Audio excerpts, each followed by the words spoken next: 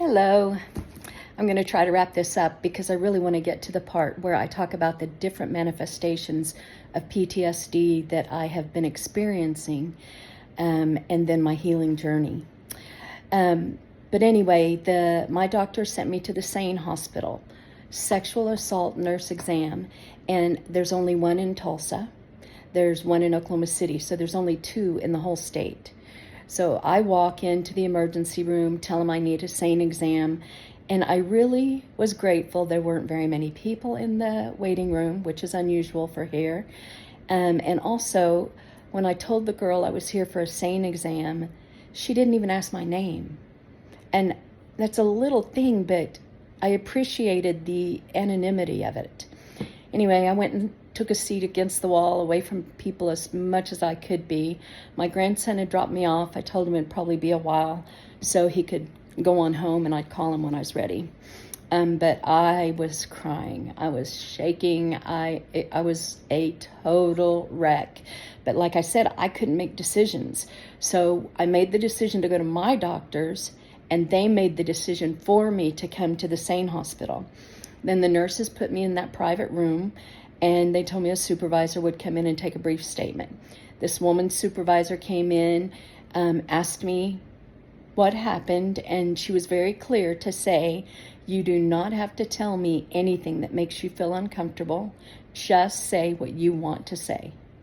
And so I gave her a brief synopsis of what happened, and she said, okay, I can stop you right there.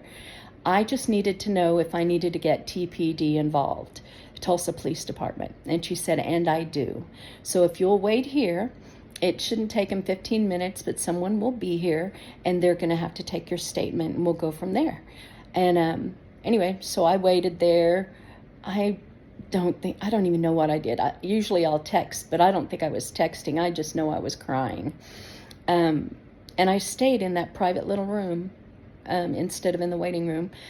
The person who came from TPD was a man, which I thought I would be freaked out by that, but he was like a grandpa with silver hair and so gentle and kind.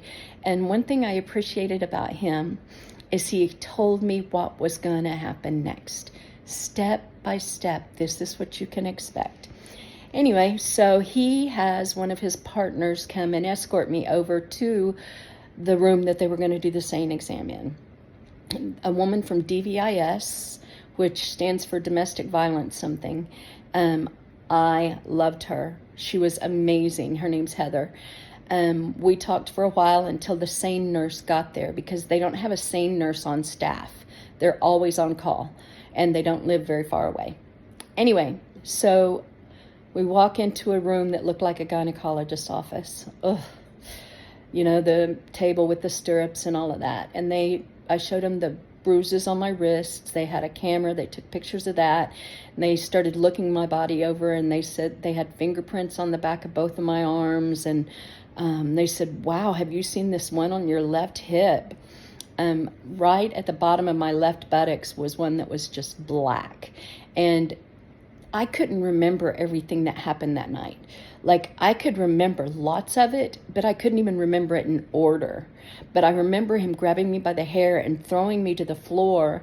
And there's a part of a metal bed frame kind of halfway down that a part sticks up to hold the mattress in place. That's what I think I hit. It was dark, I couldn't see, but I'm almost positive that's what it was, because it hurt like a son of a gun. Anyway, it left this huge bruise. So they took all these pictures. They took the clothes that I was wearing that night. They did DNA testing and all that kind of stuff. And then they sent me to the Special Victims Unit. And then the Special Victims Unit sent me to an advocate. And then the advocate gave me the information for Family and Children's Services here. That's where my counselor is. That place is incredible. I'm surprised I was not aware of them before.